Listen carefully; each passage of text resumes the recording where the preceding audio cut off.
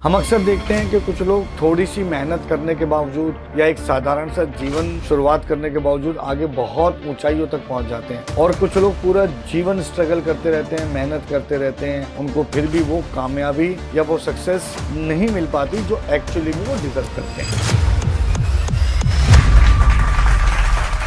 राजयोग का मतलब है एक ऐसा जीवन जो आप जी रहे हो वो एक राजाओं के तरह का जीवन है। आपको सब तरह की सुख समृद्धि मिले, धन वैभव सब चीज आपके पास हो, आप बहुत ऊंचाइयों पे जाएं, एक लग्जरी लाइफ अगर आप जी रहे हैं तो वो हुआ राजयोग। अक्सर हम देखते हैं कुछ लोग अच्छे इन्फ्लुएंसर बन जाते हैं। नमस्कार दोस्तों, आज हम बात करने वाले हैं कुछ ऐसे योगों की जो कुंडली में अगर उपस्थित हैं तो आपके जीवन में चमत्कारी परिवर्तन आते हैं। हम आज बात करेंगे राजयोग की।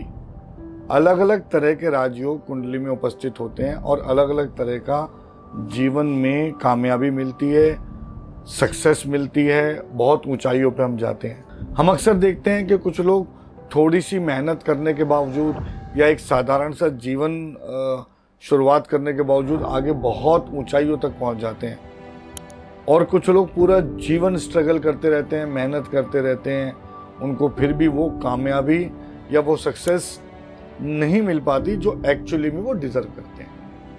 ऐसा क्यों होता है? देखिए, ग्रह नक्षत्रों की बात है। मेरे को याद आ रही है एक गाने की बड़ी खूबसूरत लाइन है कि रेखाओं का खेल है मुकद्दर और रेखाओं से मात खा रहे हो। तो अक्सर ऐसा हो जाता है कुंडली में कि हम बहुत मामूली से कुछ ग्रहों की परिस्थिति हमारे जीवन में बहुत बड़े बदलाव ले आती है। तो आज हम बात कर रहे हैं राजयोग की। कैसे राजयोग बनते हैं, कौन सी कुंडली में कौन सा ग्रह किस स्थिति में उपस्थित हो तो कौन सा योग बनता है, आज हम उसके बारे में बात करेंगे। ज्योतिष में राजयोग का अर्थ केवल ये नहीं है कि आप राजा बनेंगे। सबसे पहले तो इस बात को अच्छे से समझ लीजिए। राजयोग का मतलब है एक ऐसा जीवन जिसका जो आप जी रहे हो वो एक राजाओं के तरह का जीवन हो। आपको सब तरह की सुख समृद्धि मिले, धन वैभव सब चीज आपके पास हो और आप बहुत ऊंचाइयों पे जाएं, एक लग्जरी लाइफ अगर आप जी रहे हैं तो वो हुआ राजयोग। अब कई बार हमारी कुंडली में अच्छे अच्छे राजयोग होते हैं और उनको दूर करने वाले, उनको रोकने वाले, उन पे ताला लगाने वाले कुछ एक छोटे मोटे कुछ ऐसे योग भी होते हैं जिनकी वजह से हमारे राजयोग भंग हो जाते हैं। मैं आज उनके बारे में भी आपसे बात करूंगा। चलिए शुरू करते हैं पहले राजयोग से, जिसे हम धन योग के नाम से जानते हैं। जब दूसरे भाव का स्वामी कुंडली में, लगन कुंडली में, पहले मैं आपको समझा दूं कि जब भी हम किसी भाव की गणना करते हैं या गिनती करते हैं तो उसको लगन कुंडली से गिनती की जाती है और आपकी लगन कुंडली ही आपको ये बताती है कि पहला, दूसरा, तीसरा, चौथा, पांचवा, छठा, सातवां भाव कौन कौन सा है। तो अगर लगन कुंडली में दूसरे भाव का स्वामी जिसे हम धन भाव कहते हैं या 11वें भाव का स्वामी जिसे हम लाभ भाव कहते हैं, अगर केंद्र में या त्रिकोण में अच्छी स्थिति में, मजबूत स्थिति में उपस्थित है या उसका लग्नेश से बहुत मजबूत संबंध है, ऐसी युति, ऐसा कॉम्बिनेशन धन योग बनाता है। धन योग बनता है तो ऐसे व्यक्ति को जीवन में केवल पैतृक संपत्ति नहीं मिलती, उसे अपनी मेहनत से स्वार्जित धन भी प्राप्त होता है और सब तरह की सुख समृद्धि उसको प्राप्त होती है और धन की कमी उसके जीवन में कभी भी नहीं रहती। ऐसा माना गया है, ऐसा हमें पता लगा है कि मुकेश अंबानी की कुंडली में यह धन योग है। तो साथियों, अब आप समझ सकते हो इस धन योग का कितना प्रभाव होता है और कैसे ये आपके जीवन में चमत्कारी परिवर्तन लाके आपको कामयाबी की सीढ़ी चढ़ा देता है। जिस धन स्थान की हम बात कर रहे हैं उसे पैतृक स्थान भी कहा जा सकता है। वो हमारे जो हमारे पूर्वज हुए हैं या हमारे पैतृक हुए हैं उनकी संपत्ति से भी जुड़ा हुआ है। तो अगर ये मजबूत होता है तो इंसान को लीगेसी भी मिलती है और बहुत सारा स्वयर्जित धन भी मिलता है। दूसरे योग की अगर हम बात करें तो दूसरा योग है राजा राजेश्वर योग। ये योग क्या होता है? राजा राजेश्वर योग वो योग है अगर आपके नवम भाव का स्वामी, अगेन मैं इस बात को दोबारा बता रहा हूँ कि इसको काउंट आपको अपनी लगन कुंडली से करना है। तो लगन कुंडली से, लग्नेश से नवम भाव का यानी कि भाग्य स्थान का स्वामी और दशम भाव का यानी कि कर्म स्थान का स्वामी, कर्म भाव का स्वामी, अगर ये दोनों मजबूत स्थिति में केंद्र में उपस्थित हों या मूल त्रिकोण के अंदर उपस्थित हों और इनका प्रभाव अच्छा हो और लग्नेश से इनका संबंध बन रहा है, तो ऐसे व्यक्ति राजनीतिक करियर में बहुत ऊंचाइयों पे जाते हैं, समाज में उनका ऊंचा स्थान बनता है और लोग अक्सर उनको फॉलो करते हैं। अक्सर हम देखते हैं कुछ लोग अच्छे इन्फ्लुएंसर बन जाते हैं, अच्छे वक्ता बन जाते हैं। वो केवल वही लोग होते हैं जिनका नवम और दशम भाव का स्वामी मजबूत होता है और केंद्र या मूल त्रिकोण में होता है। क्योंकि नवम भाव भाग्य हुआ और दशम भाव कर्म, अगर भाग्य और कर्म दोनों आपका साथ दे रहे हैं तो आपसे कामयाबी, आपसे सत्ता, आपसे सक्सेस कोई छीन नहीं सकता। तो ये हुआ राजा राजेश्वर योग। एग्जाम्पल ये कहा जाता है, ये माना गया है कि श्री नरेंद्र मोदी जी की कुंडली में यही योग है। अब हम बात करेंगे तीसरे योग की, जो कि है गज केसरी योग। ये सबसे महत्वपूर्ण योग मैं इसे मानता हूँ, मेरा पर्सनल फेवरेट है। और मेरा मानना ये है कि ये योग अगर किसी की कुंडली में है तो उसको जिंदगी में मुड़कर नहीं देखना। ये योग कैसे बनता है? ये योग बनता है चंद्रमा से बृहस्पति यदि केंद्र में हो, पहले, चौथे, 7वें और 10वें स्थान में अगर बृहस्पति है, अगर बृहस्पति और चंद्रमा एक ही भाव में है केंद्र के अंदर, या दोनों केंद्र में अलग अलग भाव में भी हैं, तो भी ये गज केसरी योग बनाता है। ऐसा योग आपको साधारण दिखने के बावजूद भी बहुत स्पेशल बना देता है। मेरा अपनी कैलकुलेशन या अगर मैं अपने 25 वर्षों का अनुभव आपसे शेयर करूं तो मैंने ये देखा है कि गज केसरी योग वाले अक्सर वो लोग होते हैं जो IAS, IPS और बहुत ऊंची रैंक पे जाते हैं, गवर्नमेंट जॉब्स में या जॉब के अंदर बहुत ऊंचाइयां छूते हैं। ऐसे योग, इस योग के लोग अक्सर बहुत ज़्यादा स्पेशल होते हैं, उनकी बातों में बहुत वजन होता है और बहुत ज़्यादा ज्ञान इनके पास होता है। क्योंकि अगर बृहस्पति से ये योग बन रहा है तो ज्ञान तो इनके पास होना स्वाभाविक है। बृहस्पति और चंद्रमा, बृहस्पति ज्ञान, गुरु, इन सब चीज़ों का स्वामी है और चंद्रमा मन का ग्रह है। तो यदि मन पर ज्ञान का नियंत्रण आ गया तो आपकी कामयाबी आपसे कोई छीन नहीं सकता। तो ये हुआ गज केसरी योग। ऐसा माना गया है कि हमारे पूर्व राष्ट्रपति APJ अब्दुल कलाम जी की कुंडली में गज केसरी योग था। अगला योग है नीच भंग योग। यदि कोई ग्रह आपकी कुंडली में नीच का बैठा है और उसी घर में उसी घर का स्वामी उच्च का होकर बैठा है, या कोई मजबूत ग्रह मजबूत स्थिति में उस घर में बैठकर उसका नीच भंग कर रहा है, तो ऐसे जातक अक्सर शुरुआत में थोड़ा स्ट्रगल करते हैं लेकिन बाद में सफलता उन्हें मिल जाती है और वो बहुत कामयाब होते हैं और राजयोगी कहलाते हैं।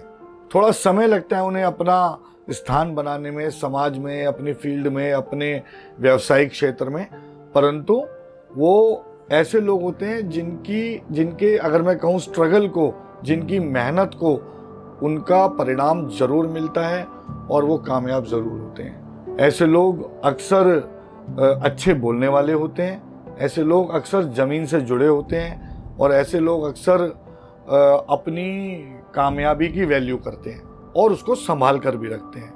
अगर मैं इसका एग्जाम्पल दूं, ऐसा माना गया है, ऐसा मतलब हमें अपने प्राप्त डेटा से प्राप्त हुआ है कि ऐसा योग श्री अमिताभ बच्चन जी की कुंडली में भी है। वो भी एक मेहनत से बने हुए स्टार है। हम सब जानते हैं उन्होंने कितनी मेहनत की है, कितना स्ट्रगल देखा है, कई बार बहुत सारे अप्स एंड डाउन भी लाइफ में देखे हैं, बहुत समस्याएं देखी हैं।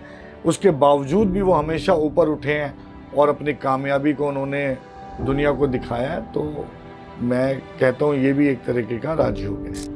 अब मैं बात करूँगा दूसरे ऐसे राजयोग की जो मेरा फेवरेट है। अभी हमने ऑलरेडी 3 या 4 मेरे ख्याल से राजयोग की बात करी है, लेकिन अब जिस राजयोग की मैं बात करने वाला हूँ वो मेरा बहुत फेवरेट है। हालांकि उसे ज्योतिष के हिसाब से उतना बड़ा राजयोग नहीं माना जाता, पर मेरा मानना ये है कि वो भी एक ऐसा योग है जिससे जीवन में बहुत बड़ी सक्सेस प्राप्त की जा सकती है। मैं बात कर रहा हूँ बुध आदित्य योग की। अगर बुध और सूर्य ये दोनों एक ही भाव में उपस्थित हों, स्पेशली पहले 5वें 7वें और 10वें स्थान में अगर ये उपस्थित हैं, तो ये बुध आदित्य योग बनाते हैं और स्ट्रांग रूप से बुध आदित्य योग बनाते हैं। अब आप खुद सोचिए, बुध वो ग्रह है जो आपकी वाणी का स्वामी है, जिससे आपकी वाणी, आपकी तर्क शक्ति, आपका बोलना और आपकी प्रभावशाली आप वक्ता बन सकते हैं और ज्ञान आपको मिलता है, वो तो हो गया बुध।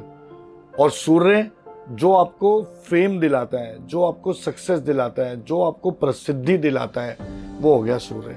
अगर ये दोनों आपस में मिल जाएं तो ये कितना अच्छा योग हो सकता है।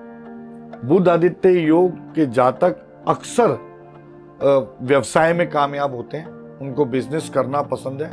कभी कभी इनके करियर की शुरुआत जॉब से होती है, परंतु अंत इनका अपने व्यवसाय पे होता है और व्यवसाय में ये बहुत कामयाब रहते हैं। बुध आदित्य के जो जातक होते हैं उनको विदेश यात्रा का अपॉर्चुनिटी भी जरूर मिलती है। वो अगर मेहनत करें तो वो अपने जन्म स्थान से दूर विदेश में भी अपना नाम बना सकते हैं, सक्सेस उनको वहां भी मिलती है और वो वहां पर भी परमानेंटली सेटल हो सकते हैं। अब अगर मैं बुध आदित्य योग के आपको एग्जाम्पल देने की बात करूं तो बुध आदित्य योग के एग्जाम्पल हैं स्वर्गीय श्री रतन टाटा जी। मतलब मैं उनसे बड़ा दूरदर्शी बिजनेसमैन किसी को नहीं मानता। उनके जितना सरल और अच्छा व्यक्तित्व मैंने भी लाइफ में आज तक किसी का नहीं देखा। और दूसरा एग्जाम्पल है बराक ओबामा। बराक ओबामा के विषय में कहा जाता है कि जब वो भाषण देते थे, स्पीच देते थे, तो हजारों लाखों के लोग मतलब इकट्ठे हो जाते थे उनको सुनने के लिए। वो इस तरह के अच्छे वक्ता थे और इतने अच्छे लीडर थे। तो बुध आदित्य योग यदि आपकी कुंडली में बन रहा है तो ये आपको बहुत कामयाबी दे सकता है। अगर अष्टम भाव में बुध आदित्य योग बन रहा है तो वो थोड़ा कमजोर प्रभाव हो जाता है, उसका इम्पैक्ट थोड़ा कम आता है। परंतु पहले 5वें 7वें और 10वें स्थान में यदि बन रहा है तो ये बहुत ज्यादा अच्छा योग है और ये आपको बहुत बड़ी कामयाबी तक ले जाता है। अब बात करते हैं पंच महापुरुष योग की। जी हाँ, ज्योतिष में कुछ ऐसे योग भी हैं जिन्हें हम पंच महापुरुष योग के नाम से जानते हैं। ये योग कब बनते हैं, कैसे बनते हैं? जब मंगल, बुध, गुरु, शुक्र और शनि ये सब या तो केंद्र में उपस्थित हों या अपनी अपनी राशि में उच्च के हों या किसी और भाव में उच्च के पड़े हों, तब जाकर कहीं पंच महापुरुष योग बनता है।